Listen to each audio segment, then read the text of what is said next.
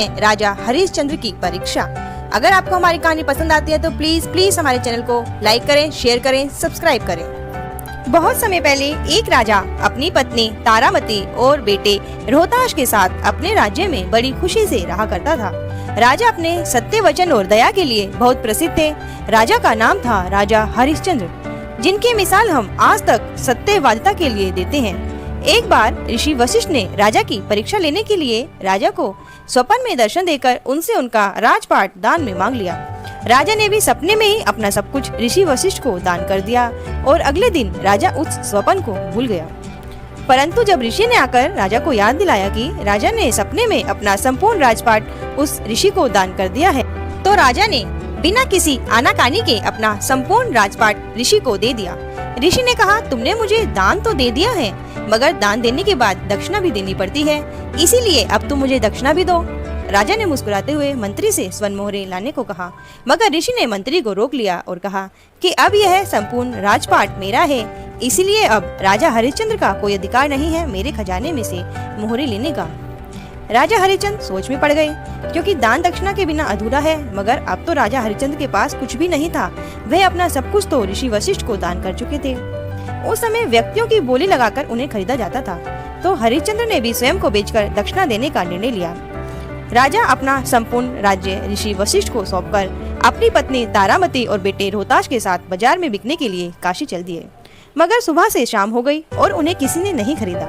शाम को राजा को एक शमशान घाट के मालिक डॉन ने खरीद लिया और इस तरह राजा अपनी पत्नी और पुत्र से अलग हो गए। वहीं रानी तारामती को एक साहूकार के यहाँ घर का कामकाज करने की नौकरी मिल गई और तारामती अपने बेटे रोहताश के साथ उस साहूकार के यहाँ नौकरी करने लगी। डोम ने राजा को मरघट की रखवाली का काम दिया। राजा अपना संपूर्ण काम पूरी ईमानदारी और सत्यनिष्ठा से करता। अपने आप को डोम के यहाँ बेचकर प्राप्त धन से राजा ने अपनी दक्षिणा दे दी थी। महारानी तारामती अब काम वाली तारामती बन गई थी और महलों के राजा अब शमशान घाट की रखवाली करने वाला साधारण सा नौकर बन गया था।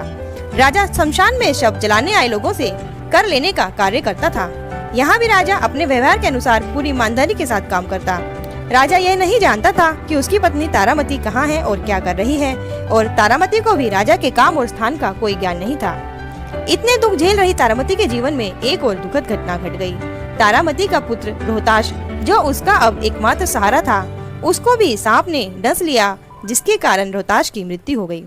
रोती बिलखती तारा अपने बेटे रोहताश को गोद में लेकर अकेले ही शमशान घाट उसको जलाने चल दी। रात का समय, घनघोर अंधेरा, चारों तरफ सन्नाटा ही सन्नाटा। जैसे ही तारा शमशान घाट में प्रवेश करने लगी, राजा हरिश्चंद्र ने उसे रास्ते में रोक लिया और कर मांगने लगा। अंधेरे के कारण राजा अपनी पत्नी तारामती और पुत्र रोहताश को पहचान नहीं पाया। तभी अचानक आकाश में बिजली चमकी। राजा को अपनी पत्नी और पुत्र रोहताश की शक्ल दिखाई दी, परंतु राजा अपने धर्म से ना डिगा और रानी तारामती से टैक्स की मांग करने लगा। राजा बोले, जब तक तुम मुझे मेरा कर नहीं दोगी, मैं तुम्हारे बेटे का शव जलाने नहीं दूंगा। कर का बंदोबस्त करने रानी शहर गई, मगर रानी के मुंह पर बेटे का खून लगा देख लोगों ने उसे डायन कहा और राजा हरिश्चंद्र को रानी तारामती की तलवार से गर्दन काटने को कहा गया। राजा अपनी पत्नी की इस प्रकार हत्या नहीं कर सकता था, मगर ना ही वह अपने धर्म को भूल सकता था। इसीलिए उसने आंखों पर पट्टी बांधकर रानी की तलवार से गर्दन काटने का निश्चय किया। आंखों पर पट्टी बांधकर राजा ने जैसे ही अपनी तलवार रानी की ओर करी, किसी ने राजा की तलवार को पकड़ लिया। वह व्यक्ति कोई और नहीं, स्वयं ऋषि वशिष्ठ थे, जिन्होंने राजा का राजपाट उनसे दान में मांग लिया था और उन्हीं की दक्षिणा को पूरा करने के लिए राजा ने स्वयं को डोम के यहाँ बेच दिया था। ऋषि वशिष्ठ ने कहा कि राजा, मैं तुम्हारी परीक्षा ले रहा था। मैं जानना चाहता था कि क्या तू विपरीत परिस्थितियों में भी अपने धर्म को छोड़ दोगे या फिर किसी भी हाल में अपने धर्म और वचन की रक्षा करोगे। राजा हरिश्चंद्र, तुम अपनी परीक्षा में पास हुए। मैंने ही तुम्हारे बेटे पर संकट लाया था और तुम्हारे बेटे को नाक से डसवाया था। मैं तुम्हारे बेटे को पुनः जीवित करता हूँ और तुम्हें तुम्हारा राजपाट वापस देता हूँ। इस प्रकार ऋषि वशिष्ठ राजा हरिश्चंद्र की परीक्षा लेकर और उन्हें आशीर्वाद देकर वहां से चले गए और राजा हरिश्चंद्र को पुनः उनका राज्य वापस मिल गया और फिर वह खुशी खुशी अपने राजमहल में रहने लगे। दोस्तों, अगर आपको हमारी कहानी अच्छी लगती है तो प्लीज हमारे चैनल को सब्सक्राइब करें, ताकि हम आपको आगे भी और अच्छी कहानियाँ सुनाते रहें। नोटिफिकेशन के लिए बेल आइकन को दबाना ना भूलें।